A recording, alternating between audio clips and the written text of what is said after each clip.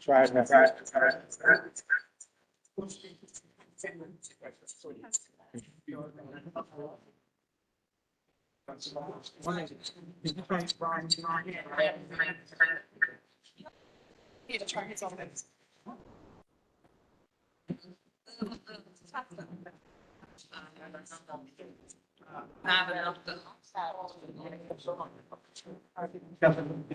This one.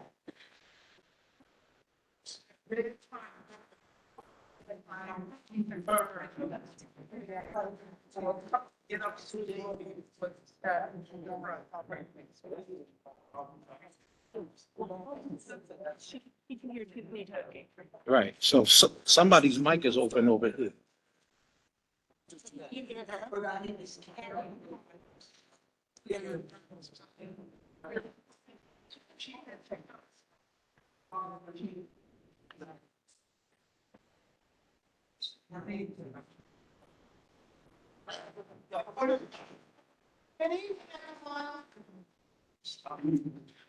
If you guys take your seat, gonna start. So, good evening and welcome to the Wabash Avenue Separate Bike Lanes meeting. My name is Tiffany Walker. I am the Deputy Chief of Engagement for the Department of Transportation. After our first Wabash Separate Lane meeting, which was virtual, we received a big ask for an in-person meeting. And DOT heard the community, so that's why we're hosting this hybrid meeting tonight. And that's why we're doing it in this forum. I want to acknowledge, we have two representatives from Councilwoman Middleton's office. Thank you all for coming. What did you say your name was? My name is Tiffany Walker, Deputy Chief of Engagement for the Department of Transportation.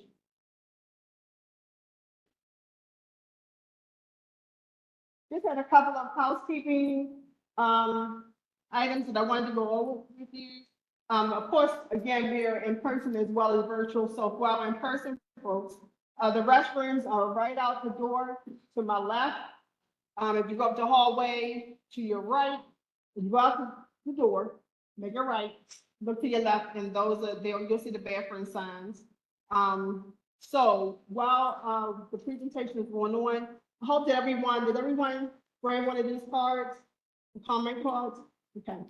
So they're serving to dual purposes. On the front is an option for you all to check which design, and Patrick will go over it a little bit better, which one you like the best. But on the back is the comment. So during the presentation, we ask that you hold all comments until the end, and we'll have a Q&A. So if you want to jot down any questions that you have, you can utilize this card for that. Or you can also utilize it to jot down any comments you have. We have a basket at the end. As you leave out tonight, we ask that you drop these off in the basket so that we can be able to first read your comments, right?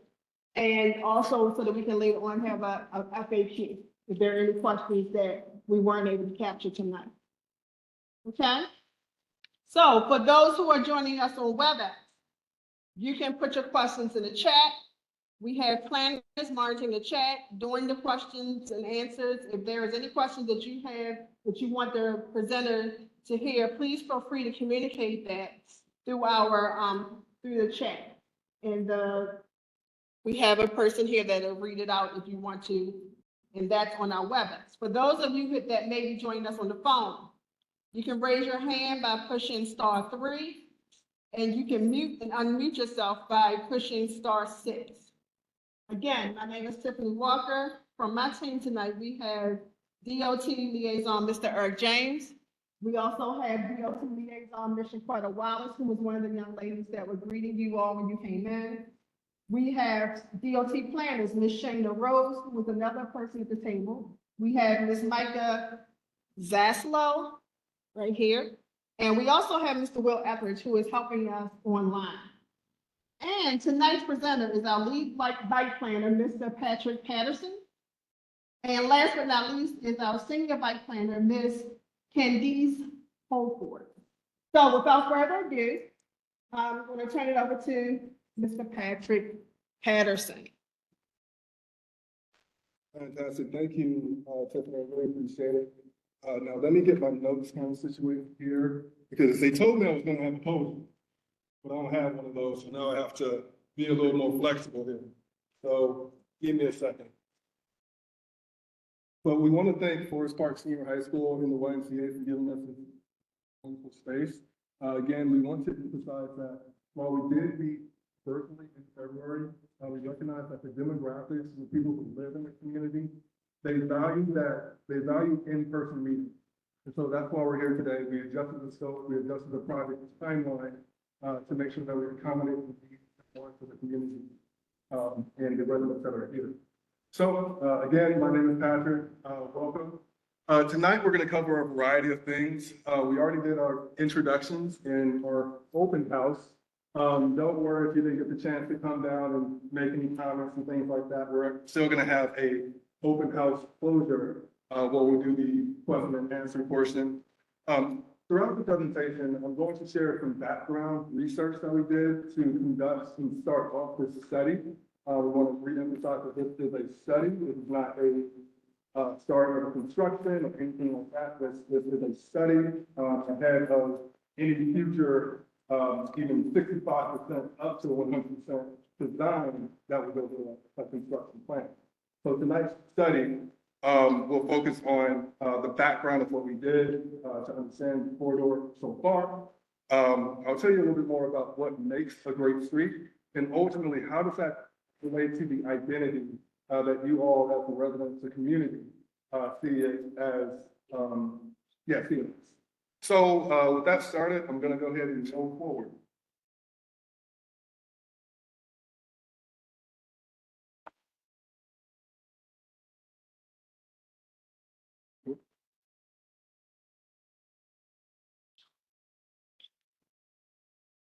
Oh. I was told that we missed my deputy director, Theo Ngongeng. Can you raise your hand for us? Okay, fantastic. Looking real good in the place today. So Theo Ngongeng is the deputy director of capital planning and policy. He's my boss. So if we have any questions that I can answer, I'm going to direct you or her right over to him. Thank you, Theo. So for those of you who are online, this is actually the website that you should be linked onto. If you're not, go ahead and write down that URL. And if you want to do any direct input, go ahead and click on that link.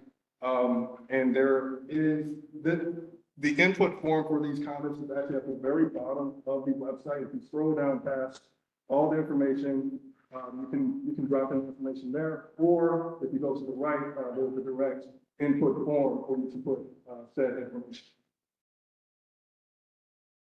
So we already went over this, and if you're in person, we already talked about how you have comment cards, the project posters, and the table plans. And for those who are virtual, you have the website, public input map and concept survey. So as we stated, we did a little bit of research before we got here, because every good study has to start with something, and we can't start with zero. So when we look at the documents that do exist, there's the Greater Northwest Community Coalition, Greater Northwest Community Coalition Strategic Neighborhood Action Plan, or SNAP. Thank God for acronyms, right? So in the SNAP, we were able to identify three things that the community really valued. The first thing was commercial corridors and nodes. That means that within the Greater Northwest Baltimore area, the way that a lot of your activity, the way a lot of your, businesses and housing and things of that nature that you really want to build up is along major roads and major lines. They're also concentrated in central locations or nodes. Think about West Coast Spring Lane near the Metro side, or the Ricestown Plaza Metro Station where there was going to be transit-oriented development site. The second thing that we were able to understand is that in this plan, you value a pedestrian-friendly environment, meaning that you want a more walkable community. You want better sidewalks. You want safer crossings. You want not to worry about, being hit by a car or a truck when you're crossing the street. So those things are very important to us, right? We all care about that. And lastly, you really care about reducing the speeding throughout your community. And the planners and designers at that time actually identified that the Wabash Avenue corridor and other streets throughout the greater Northwest area are quite wide. And so that'll be something that we'll focus on as we're doing this study. And today, we're hoping that we can start to identify problem areas, if not today, definitely throughout the city. So using the West Coast Spring commercial node, or West Coast Spring Metro, we drilled down to try to get a picture of what this whole area looks like what does a node in at West Coast Spring look like. So that red shows the commercial land uses around the West Coast Metro stop, which is why we have the Aldi grocery store, the Wabash food mart, and things of that nature. But you also see that those yellow houses are also housing complexes for different people that live in different multifamily developments. And then you have the elementary schools like Callaway or George McMecken. And using that as a starting point, we said, okay, we understand that the pedestrian or walking experience is very important to you. Let's go ahead and start looking online and saying, what can we find? And that's what those images are over to the right. Over to the right, we see people walking in and around the West Coast Spring Metro, folks crossing the street at Cold Spring Lane in Wabash. And we looked at many images, actually. This image, for example, is someone walking across the street. It's about a 35-foot wide street or 3 travel lanes. We have this image of 2 ladies walking away from the Northwest Plaza Shopping Center. We have this diagram which shows the previous pictures. The first one in the lanes, in the 3 travel lanes, we have that person walking across the street, right? We saw in the image. And then we also have the 2 ladies who are walking up towards the sidewalk. Just to give you an idea of the space and how a person compares to a car, and ultimately the lanes that we're going to be describing here tonight. We have more images that we checked out. As we went through and looked at these images, we saw that there's a number of different people who use Wabash Avenue in addition to those who are driving, right? So we have the regular person who's walking on the further right, or we have someone that's just like hanging out in the median, whatever they're doing. And then on the other side, we have vendors and somebody just waiting for an Uber or whatever the ride. We just have all these different people in their stories that we have to protect as they're using the Wabash Avenue street, and they're vulnerable because they don't have safe places to be. On that notion about safety, we saw these 2 images that we wanted to highlight in particular. So in May 2019, according to Google, we found this image of these 2 young boys who are using the dirt shoulder to walk along the street. Yes, there's a sidewalk on the other side, but for whatever reason, maybe because the metro is on that side, those young boys have chosen to use the dirt path next to the road. On the other side, we found this fortunate picture of a memorial to a crash victim. And so those are the type of images that we did want to highlight when we went through. The last thing that we want to focus on is people say, well, I'm not riding my bike on Wabash Avenue. I don't see any people riding their bike on Wabash Avenue, but people do ride their bikes on Wabash. And this is an example of someone who maybe they have a choice, maybe they don't, but they are there and you see them and it's happening. So this sort of facility is needed for those who exist. And we definitely want to make sure that we're protecting those who are using it every day. So in addition to this qualitative image study, we also wanted to make sure that we looked at some quantitative data because those numbers matter, right? And everyone in Baltimore knows that if they have a problem or a challenge or a thing that needs to be highlighted, the way that you do that is you submit a 311. And the plan is that the city will come out and fix that problem. And it's my understanding that those problems have been addressed. In recognition of that, we wanted to make sure to show that data. So between 2019 and 2021, We looked at the 311 request, particularly for traffic calming requests, traffic signal repairs, and signage, signage to mean like replacing the signage, something fell down, something faded, I want a new sign, whatever have you. But this is the data that shows the priority levels of different requests in the communities. You want better or fixed traffic signals. You want new or better signage, and there are always going to be the requests to calm traffic. So let's work together to take one step forward. A little bit of stuff there. So how long is this going to take, right? So this is a study of just looking at everything. The research started last winter, where we met with our consultants and other stakeholders to help us start to form the basic ideas of how to put together these concepts, these type of facilities that should even be considered for the project. And that started last fall, which then ultimately took us to the first public meeting in February. That was a virtual meeting where we had 50 or 65 people there, but it was not adequate for those that needed to be in person, who did not have a internet access or just the time to be there. The digital divide is real. So that brings us to here, early spring this year, public meeting number 2, which is the open house.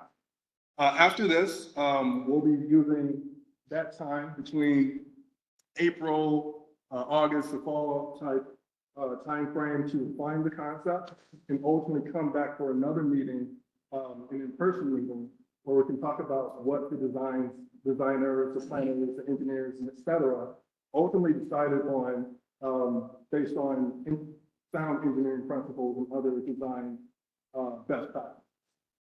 And again, I want to emphasize that this is a study. The final design has not even been funded yet, frankly. That's something that would have to be talked about in a later stage, but today we're talking about the 30% plan or the study. So after talking about it, the people online can't hear me. So it sounds like I'm yelling at you, I'm sorry. Okay, so how do we get here? So the story of this whole thing is in 2015 and 17, there was a bike master plan and a separated bike lane network plan that was put together by the city that ultimately set out the vision of what Baltimoreans and different interests saw bicycling throughout the city. And in that 2017 separated bike lane network, which was an addendum to the 2015 plan, Wabash Avenue was identified as a high stress road. Now, I don't think I really need to explain what high stress is, but in the terms of bicycling and walking, when you walk down a high stress road, that means there's a lot of fast traffic, you're steered to cross the street. It's just not an ideal place to be. And so the separated bike lane network highlights those high stress places, and Wabash Avenue was one of those places. And it's determined to be a strategic corridor because it links two very important connections, that being the West Coast Spring Metro down to the Leicester Town Metro and many other destinations in between. And because of the nature of it being a high stress corridor, a recommended separated facility was defined. Now, last year, or approximately now, in 2022, the Baltimore City Department of Transportation applied to the Baltimore Metropolitan Council for the transportation.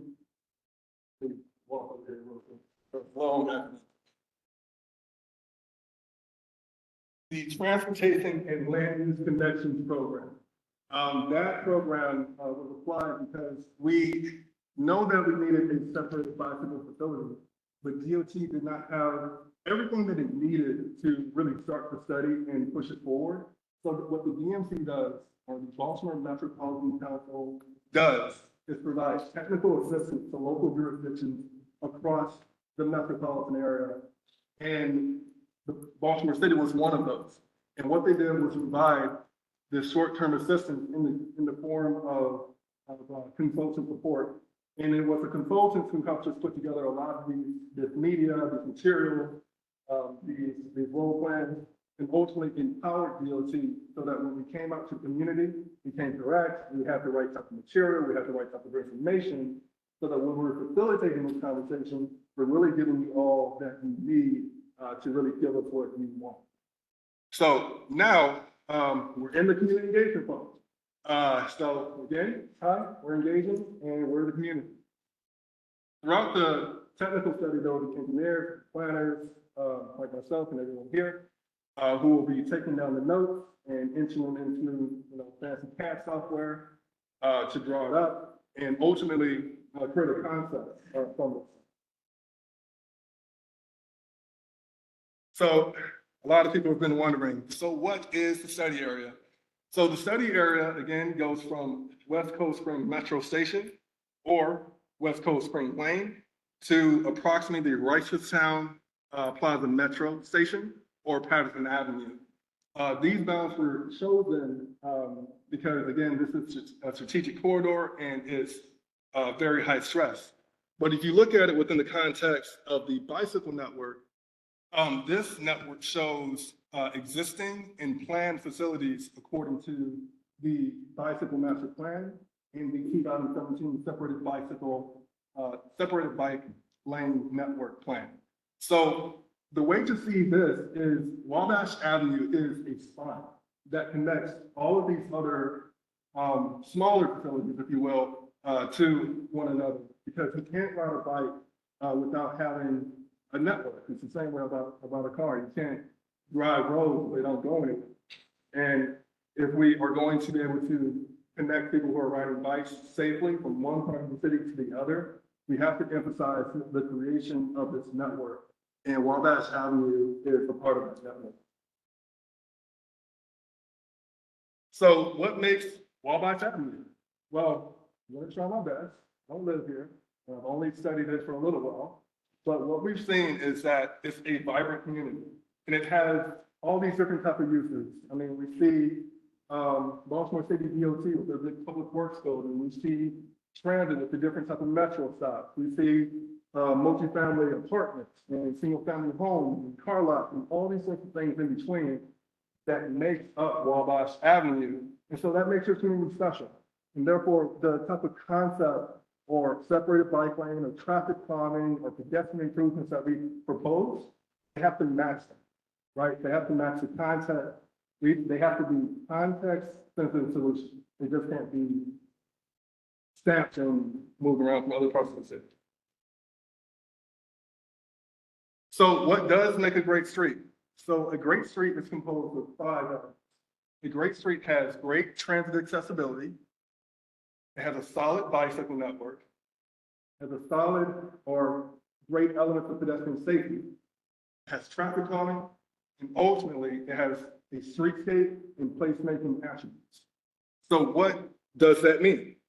Well, in Wabash Avenue, it's a great street in progress, right? What you already have is these 3 fantastic metro stops, huge investments that people use all the time, every day. What we want to focus on today is the bicycle network, the pedestrian safety improvements. I'm talking about ADA ramps, things of that nature, crossing signals, traffic calming. How do we make the people slow down? Like, this is something that the community wants, that we all want across the city. How do we make people slow down through road diets, through making the lanes more narrow, by converting lanes to something else? Those are how we calm traffic, in which ultimately we understand that the community and frankly the city wants better streetscapes and placemaking citywide. But this project that focuses on the bicycle network, the pedestrian safety, the traffic calming, it's a way that we take a step forward toward getting the streetscape that everyone wants. So what does traffic calming look like? So it can be things like protected intersections with new striping to make the crossing distances shorter. It can be changing the timing, or if you've ever sat at a long red light and said, oh man, this light is really long. The benefit to that is for people who are crossing the street now have a longer chance to cross the street. So a longer traffic light may be not the greatest thing in the car, but when you're walking across the street, it's actually a pretty awesome thing to have. Another thing that is emphasized is lane narrowing. That's that road portion of it all. And so those are just examples of what traffic calming can be. Pedestrian safety improvements. Those are the ADA ramps that can be strategically constructed in certain parts of the corridor. It's difficult to put them everywhere because they are such a large element of construction, but we can deploy them and construct them strategically. Crosswalks, pedestrian signals, ped heads, and those that have the correct timing and everything in between. And this video is not going to work. So what I'm going to show you instead is our video this way.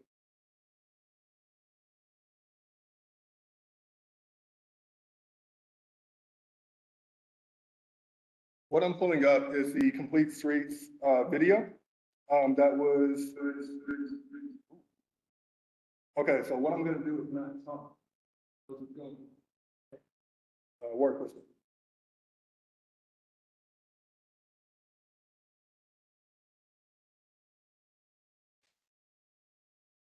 Baltimore's Complete Streets Manual is a resource to help make better decisions about how changes to our streets happen. It promotes. Just some technical difficulties. We'll take care of it.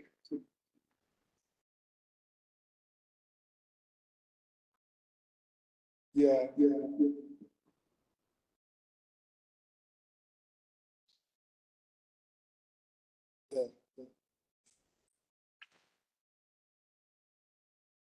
So I am muted.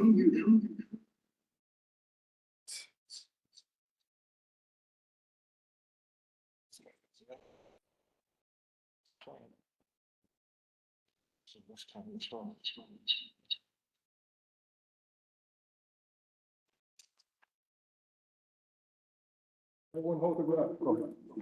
Don't do that. Don't do that.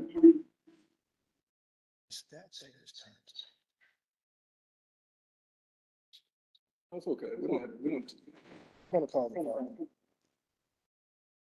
Make sure.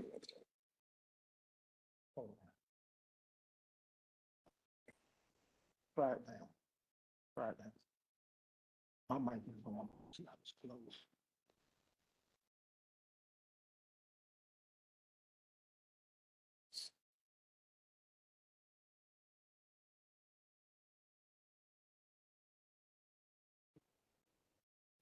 Try it again. Just my mic is on. I dropped the link to the video in the chat Okay. too, so if you need to mute it, they'll still be able to watch it. Okay. It's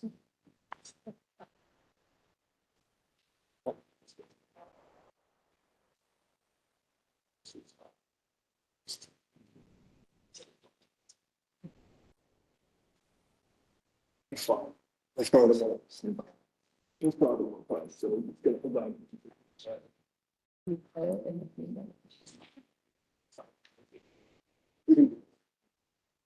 It's breaking the flow. Yeah.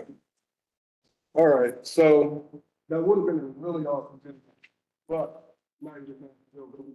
So what the Baltimore Complete Streets does is help us redesign the streets in a way that's more equitable to all users. So what there is what's called a modal hierarchy. And we're supposed to come prepared. And so just because the video didn't work, It's called a what? so, I'll break it down. Sorry about that.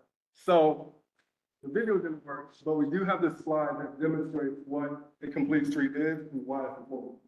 A complete street is a roadway that takes into account all users of the roadway. And so the question becomes, well, why is that matter? Why do we need to care about people who are bicycling or using the bus or whatever have you? Most people would say that, but this is the reason. The data shows that nationally, the national average of households without access to a personal vehicle is 7.4% in cities similar to the size of Baltimore. However, the average percentage of Baltimore households without access to a personal vehicle is 29%, and as high as 66% in historically disadvantaged and underserved neighborhoods. So when you see your communities across the city changing, you're like, well, why is this separated bike lane going in? Why are we taking away these other elements? It's because these statistics, this data has empowered the city to create this new ordinance law, the complete street ordinance, to create a to create a modal hierarchy. And the modal hierarchy puts the people who are walking at the very top, and then below that is cycling, public transit, and micromobility, and so on and so forth. And so that's why the complete street manual and the ordinance is used to create or recreate the road. It's created for the benefit of the people. Who needs a visit? And this is technical stuff, but I like technical stuff, and maybe you all do too. This is just the manual that we use to reference the designs that's going to guide this process. So we highlighted in squares that Wabash is a greater than 25-mile-per-hour roadway. Therefore, the recommendation is that a separated bike lane or a reduction of a single lane be provided to reduce speed and so on and so forth. So this is what everybody's interested in, right? So Wabash Avenue, what is it? So currently it's a 3-lane north and southbound road where we are proposing, and then again, this is open to interpretation. With all of these considerations in mind, we want to calm the traffic, we want to have shorter crossings, all of these things on the slide, we want these things. So the first concept that's proposed is still in existing condition, is this. This is a 2-way separated bike lane on the southbound lane. And I believe that's going towards Patterson Avenue. It's not. I don't live there, so thank you for correcting me. North. Okay, well, when we go to open house, please correct me. Again, I'm trying to learn everything here. But one side of the street, or the southbound lane, has the 2-way separated bike lane. On this design or concept has the 2-way separated lane on the northbound side. This section has the 1-way separated bike lane on both sides. And ultimately, we thought this is just a suggestion, it's not set in stone. This is a vision of what could be if those streetscape improvements were implemented, like complete streets and long-term, build everything out sort of thing. This could be a thing. You could have a bike lane on one side and a widened sidewalk, just, to dream it out.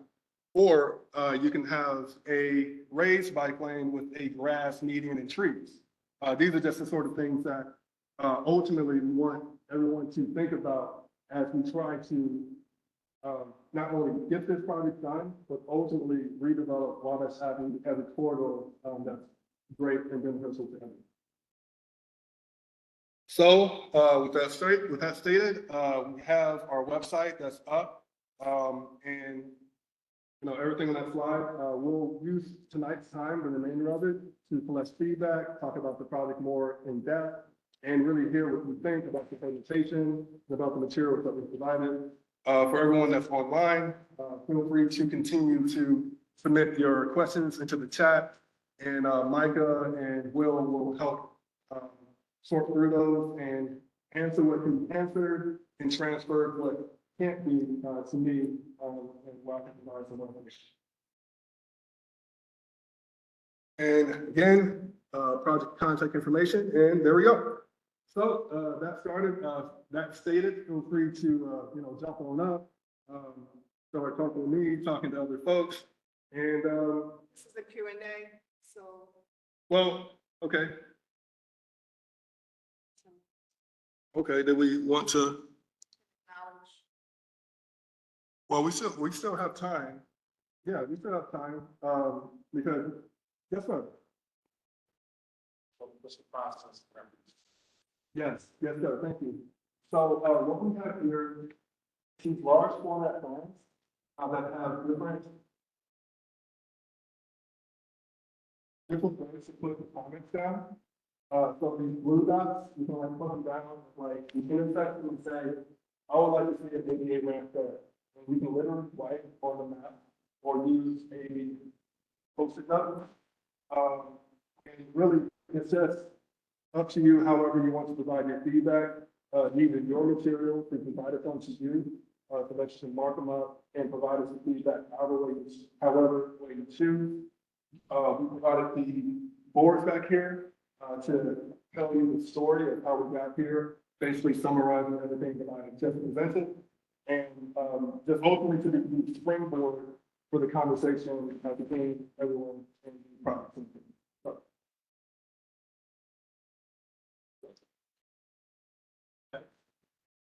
Seems to me that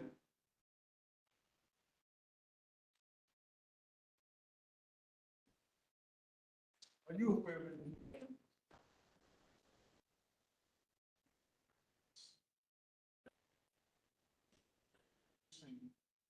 want to maybe put on the mic? something new, right? Good. Raise your voice.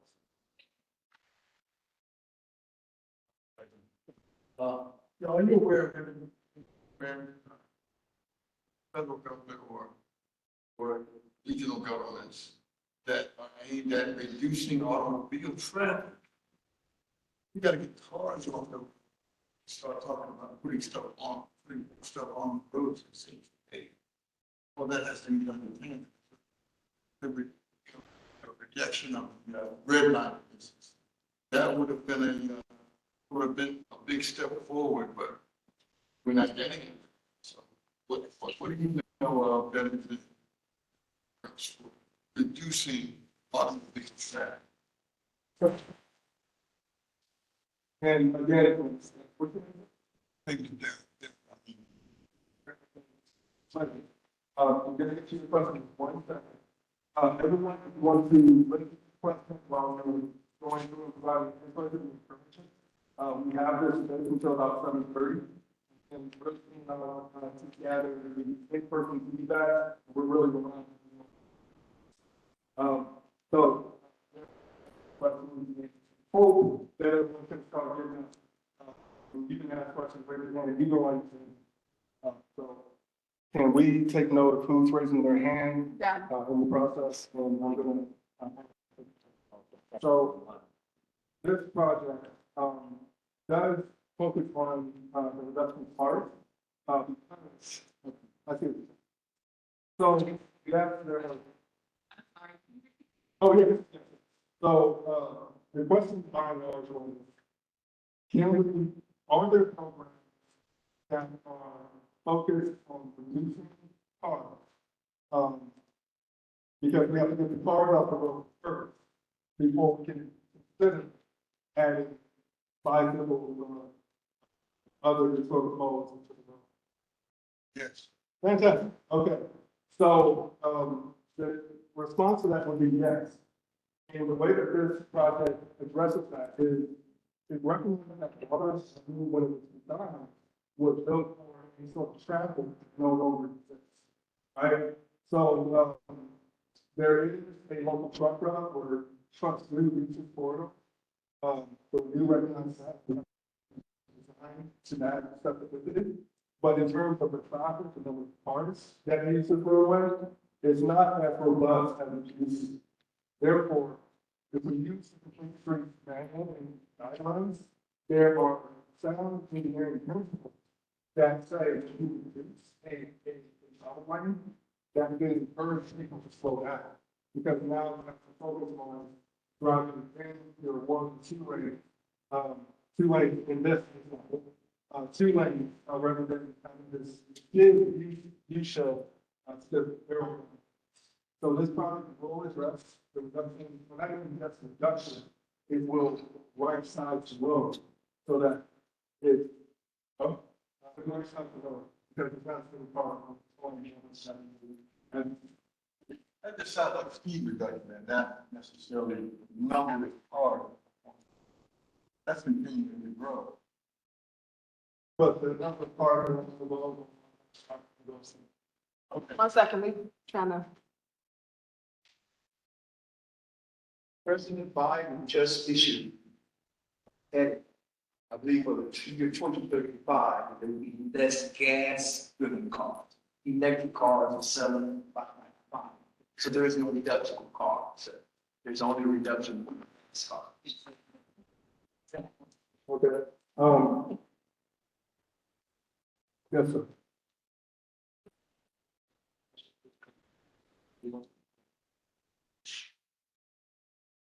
Trying to be respectful of.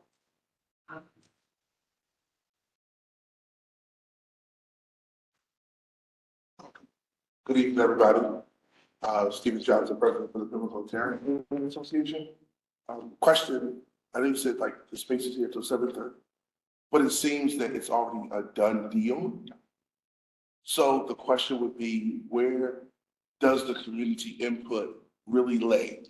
And how impactful is that? Because oftentimes the community sees when things like this come about, it's kind of like, I'm gonna ask for your opinion, but that's just formality. And behind closed doors, it's already decided for the community. And it's kind of has that same type of feeling. And it's just pacifist almost, right? And so folks just really want transparency, and they really want to know that they're not out here and just wasting their time just for none, that their opinions and their thoughts actually matter about their community. So, in response to that, let me ask you this. We're here, at the request of the community, we provided training resources, we were given a presentation. How can we be more transparent than what we heard?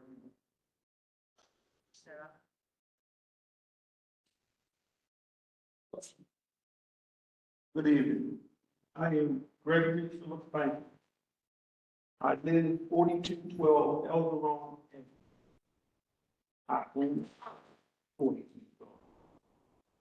Therefore, I have a vested interest in what goes on in my community. Now, from what I see of bike lanes, they are eyesore and they cause traffic backups. And I'm looking at Arkansas. Arkansas has those plastic lane dividers, and it looks awful. If you reduce the traffic on Wabash, you're gonna have a problem. Again, I live in this community. This is my community. This is our community. And we should have a vested interest in what goes in and on in our community. I am against this fight.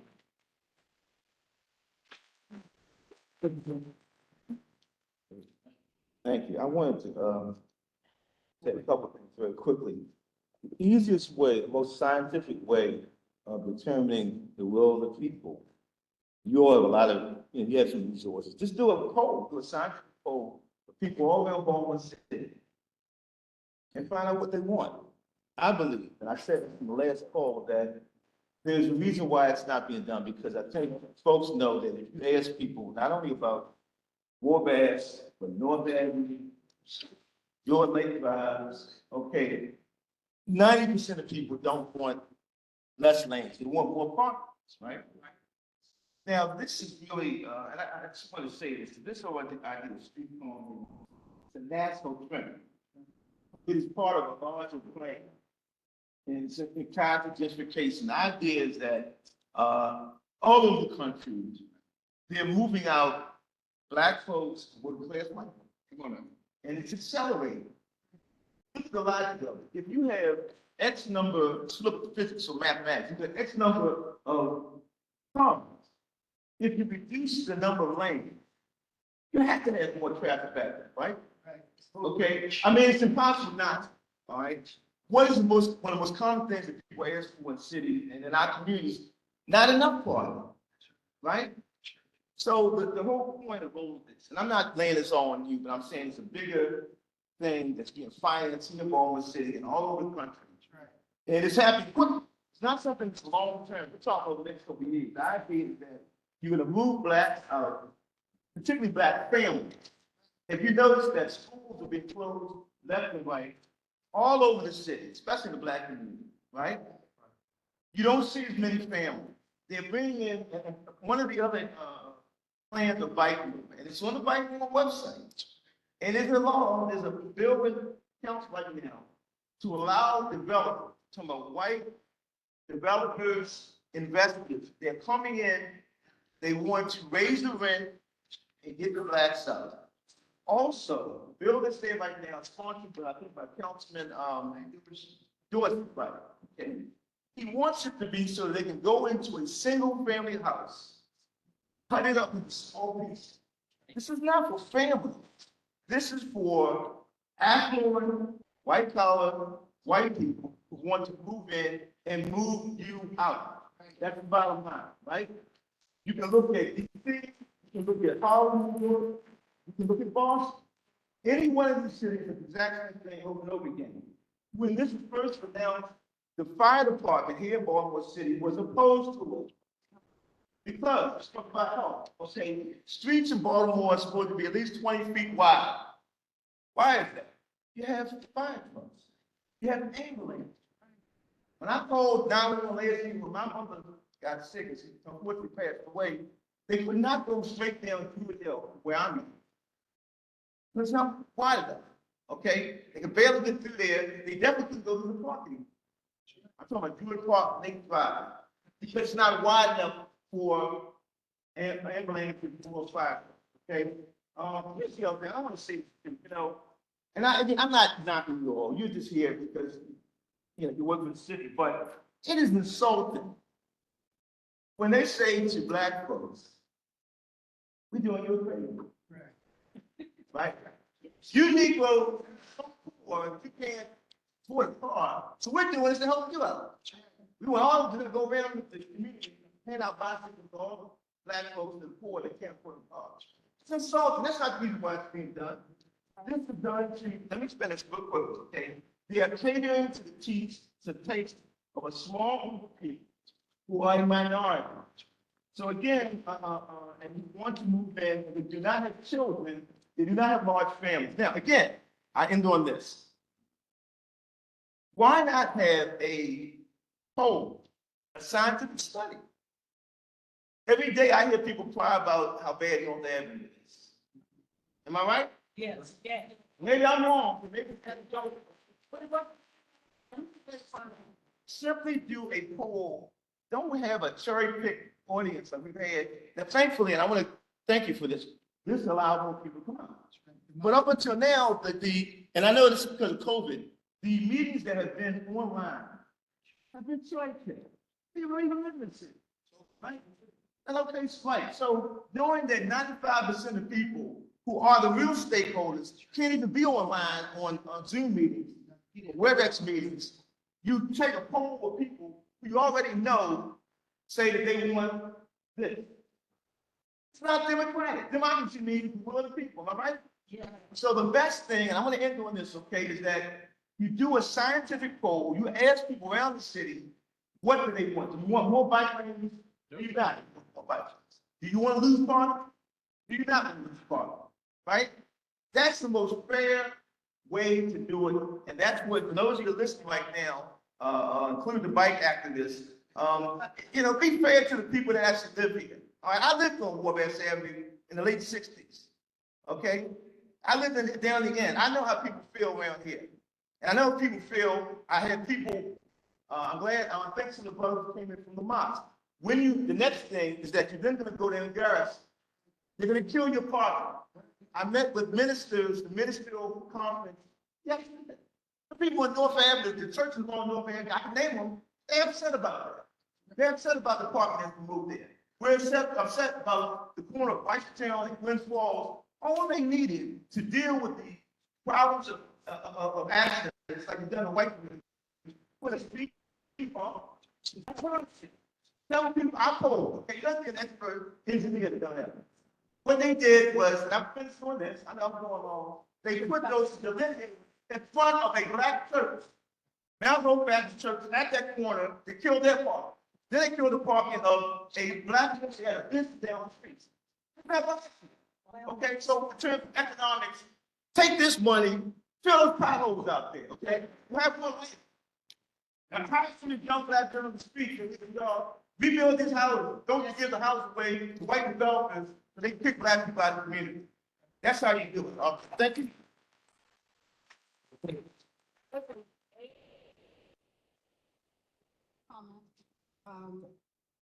Thank you for your comments, can everybody?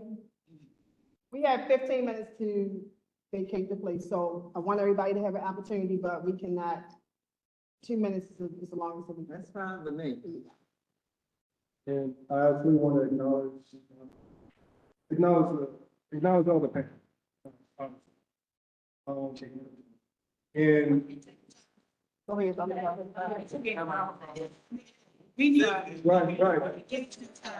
right. Less presentation. It's a two-way conversation. No.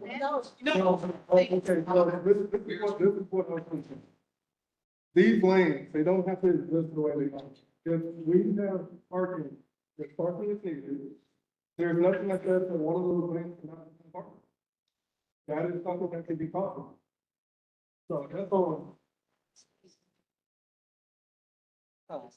Good evening, everybody. Say that again? Speak it to the mic so they.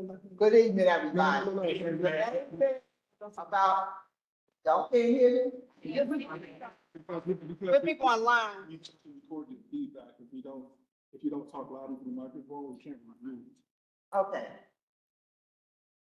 What, Mr. Bell said, a lot of it was true.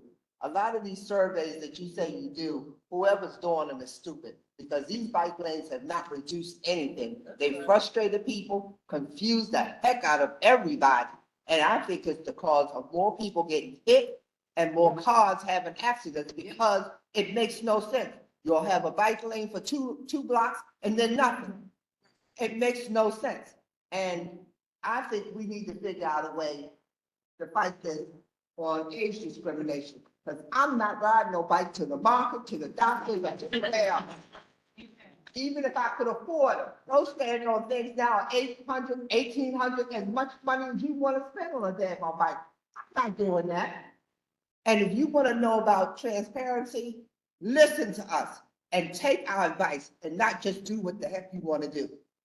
Amen. What you told to do. Amen.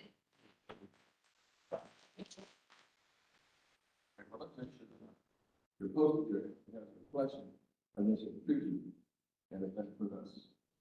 Wait, right? So okay, that's the future we're looking at. And, if you, what's your name? Patrick. Okay, now do a presentation, please. I live 2 minutes from Wabash Avenue. I ride it 3 to 5 times a week. I've never seen a bike rider. Okay, so I don't know what kind of study you got. And when you really are looking at doing something for the Black community or whatever, in 2015, when you first started it, you should begin talking to us. Absolutely. Good evening, folks. So I'm very much in favor of crosswalk improvements, traffic improvements, things like that. You know, audible devices for handicapped community to be able to walk across crosswalks, things like that. But I'm definitely not in favor of bike lanes. I'm just wondering, what's the percentage of involved accidents that is substantiating or justifying that there's this great need to protect bike pedestrians? I'm not understanding, where's your study that proves that there is an alarming amount of accidents and deaths happening, that this is needed? We haven't had a real bad winter in years, but we see that many of the plastic delineators that are out there now are destroyed by trucks, destroyed by buses, and they look a mess in the neighborhood with these little pieces of plastic sticking up out of the road that serve no purpose. We've seen your ideas in reference to parking. When you add these delineators, you actually take away spaces in some cases to the neighborhoods, and the neighborhoods are complaining about this. Who's paying for all this? Today's presentation, the study, the installation, the upkeep and maintenance. And then again, we haven't had a bad winter, and we've seen what's happening to the delineators out there now. if there is a nonprofit or some sort of organization involved in this now, who's gonna keep up with this years to come? Because it's gonna need constant maintenance. And then we don't even see the utilization of them anyway. We don't see a large amount of bike pedestrians anyway. It says that I've actually seen that these bike lanes have actually caused more accidents currently with vehicles and pedestrians. The first day they set up Mondawmin, there was numerous accidents as soon as they pulled away. You can see almost in every one of these delinear areas where the bike lanes are, there's pieces of people's cars laying on the side of the road where they've crashed into stuff in the process of trying to navigate through these bike lanes. And whatever happened to just regular public service, announcements and driver education campaigns that reinforce share the road? How about investing in putting some signs up to share the road? That's what they do in the county. They have smaller bike lanes in the county, and they have a lot of signs that say share the road to remind drivers that you need to share the road. I'm not in favor of this. I'm a driver, and as long as I can continue to drive, my grandfather drive to 90 plus years old, I'm going to continue to drive on the roads. So the idea that you're going to remove vehicles off the road is not an option.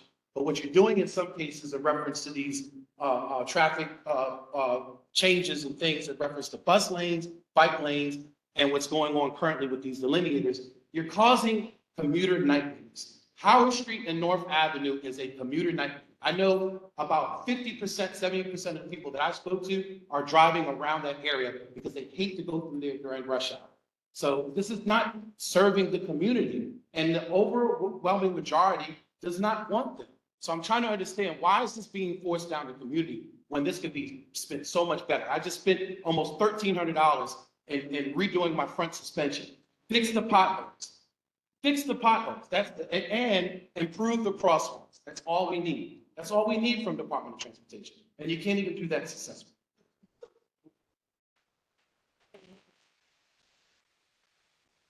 So, I want to provide some feedback on all those points. We had a lot of really great stuff. That's why we're here today. We really need that information because, I can be 100. We're out here, we're collecting the information, we have the concept, we're depending on it. But this study is going to go forward. And we already have the scope. Are you asking to tell us what it's gonna do? I'm being real. Oh, no, you said it's going to go forward. Yeah. Study, no, wait a minute, he's saying the study, he's not saying, no, he's saying the study, he is not saying that we're putting shovels in the ground. A study is different from, if you're studying something, it's different from him saying that we're gonna come out here tomorrow and we're gonna put the shovel in the ground, that's not what he's saying. I don't want to speak over everybody, but I do want to be real with you as a Black person who also is subjected to other things that I don't have control of. This project doesn't just have to be about biking. It can be about where do you want to put crosswalk, where do you want to put crosswalk. Like, we don't know that. We have been stating that for decades, that we needed ADA accessibility, better sidewalks and better streets. Our alleyways are deteriorating, and the priority now has been bike lanes. Bike lanes. You have already, you're not listening. You're not listening. She was from, here you go. You know,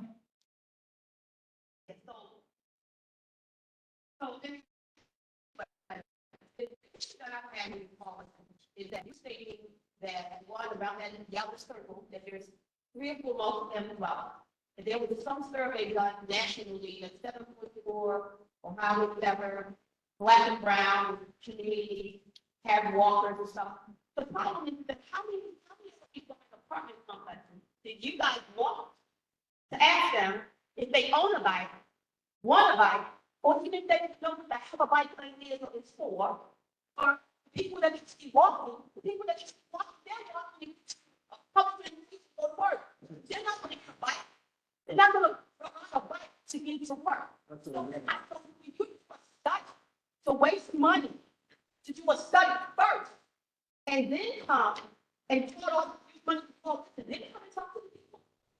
That's backwards, because you're not listening to the people. Because I live in a community where we have been asking for a traffic signal for 5 years because we had 4 fatalities. And we keep being told that it costs too much money to put a traffic signal there to avoid fatality, but you go ahead and spend money. So that's what we really tell them what we need, because we see dead people, but they can't do it because it costs too much money. But you go and do this ahead of talking to a community and spend money. Ask that. Come on. And it's discriminatory, and a complete street is only for other folks that don't look like people that live in poor and black and brown communities to ride through with poor black and brown communities and save their gas money by leaving their cars at home.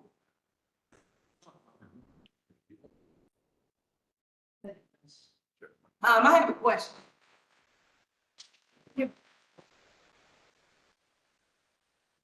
How many people go to Bible? Oh. How many people live in Ashburn and Field? How many people showed up to that meeting for that, whatever this was that they did? This is highly disrespectful for anybody to sit in this room and be at a meeting to protest why they don't want it. And you saying that we asked the community, but everybody in this community, which I know shows meetings very often because I'm at meetings. Oh, my name is Yolanda Pulley, my organization's People with Help Out Struggle. Make sure you speak into the mic. It's good enough for you. Okay, so the problem with the bikes is that this is not a conducive city for bikes. What do you do with it in the wintertime? When people are sliding into them on ice. We have ice. We don't live in Florida. We don't live in Berkeley. We don't live in California. We don't live in none of that. It's not the bike lanes, what about the crosswalks that we can also? Well, fix the crosswalks for seniors. I get that part. But the bikes is utterly ridiculous for you to put them in a city where we have 3 to 4 months of winter. We don't have to focus on bikes today, we can focus on. No, but that's what this is for. This is for bike lanes, right? Just say bike lane. You got the bike lane study. You got the bike lane. Right. No, that's what I'm saying. This looks like bike lane to me. If it say bike lane, if it look like a bike lane, smell like a bike lane, tastes like a bike lane, it's a bike lane. So that's what I'm saying, the conversation. I was invited to the meeting because of bike lanes. So the problem that I'm having is bike lanes. If that's the case, because we actually seen something on the internet a couple of years ago when this bike lane stuff, and it actually disrespected Black people and said that we were overweight and obese. And that's why we needed bike lanes. Instead of you saying, hey, let's put a elliptical in everybody's house, or let's put a immobile bike in everybody's house, instead of cluttering up the streets. You don't live here. You don't know what it feels like to ride down the streets and be late for work, and to potentially, y'all getting people fired for being late for work from bike lanes, congestion. North Avenue is ridiculous. And why do it have to be so freaking big? It don't have to be that huge. It could be a little teeny weeny lane, but put it in communities that ask for it, not the ones that's going against it.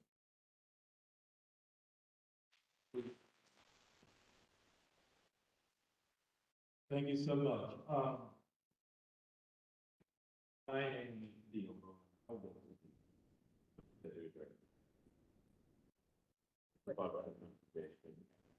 Here, and I've been here. Here now. So. And I'm here, putting up support of my team, because we are. There is nothing that we are bringing to the table that we expected you guys to. We came to listen to, and I came here without thinking, but and we talked before and before about the pertaining to safety, traffic, and transportation. We are here literally to listen. And this was not, and I hope it wasn't perceived that way, a meeting where we came to tell you exactly what we want to do. I heard comments about us throwing stuff into it at you as opposed to the reason for us being here tonight. We are here because, yes, there is a part of why we're here is we. And I think we have this. You said you're the director? Deputy. The deputy director? Yes. Okay, Mr. Deputy Director, how do we go about getting them from our city? This is not something that's warranted, and these studies are leading to that. That's what I'm trying to tell you. You're not to be trusted.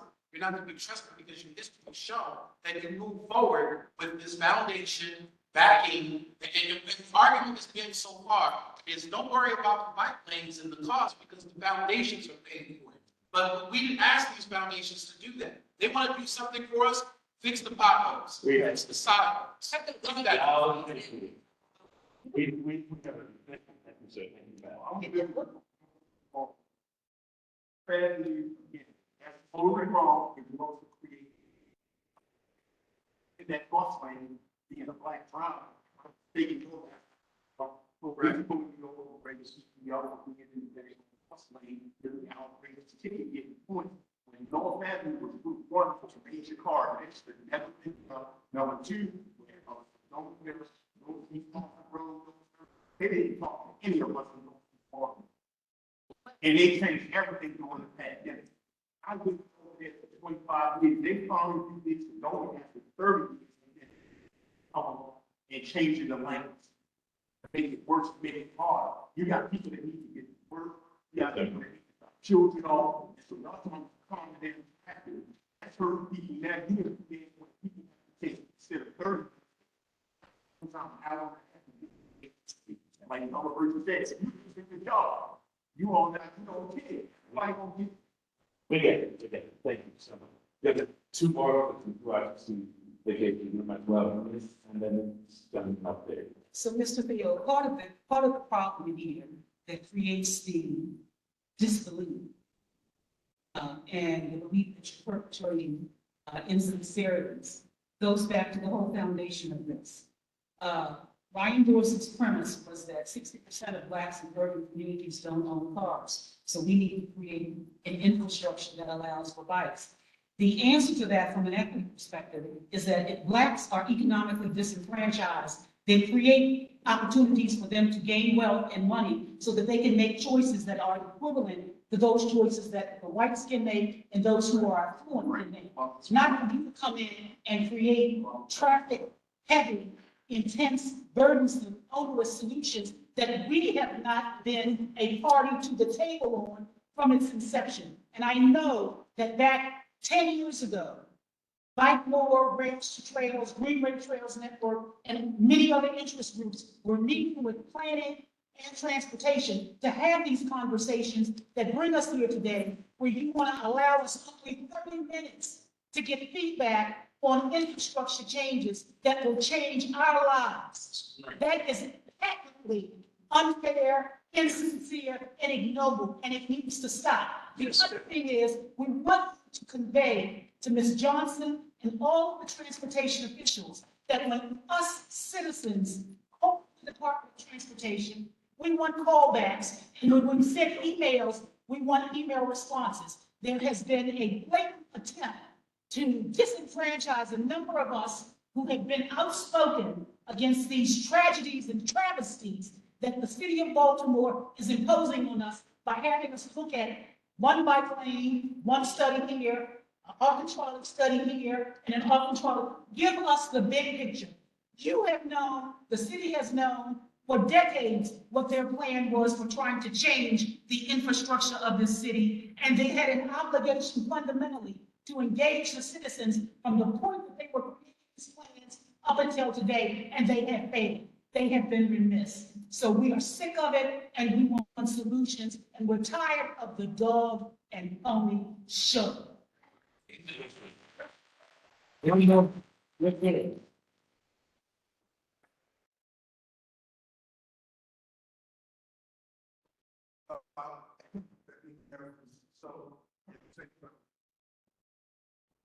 So I will have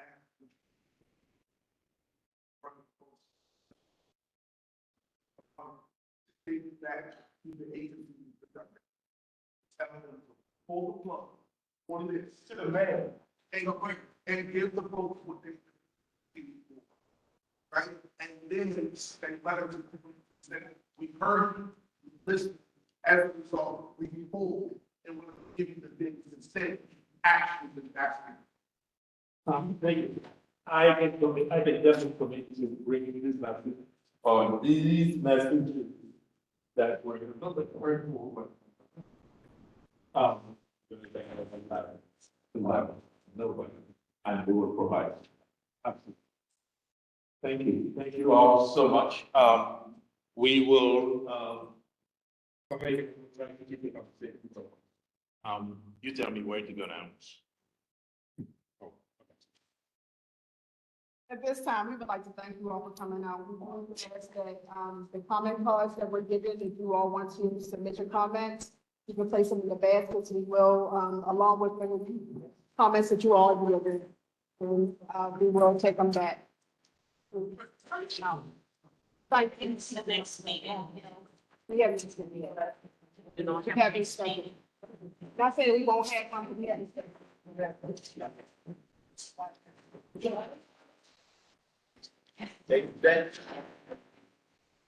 On the, How did you? I said, next step. One voice with no bike lanes, we don't need.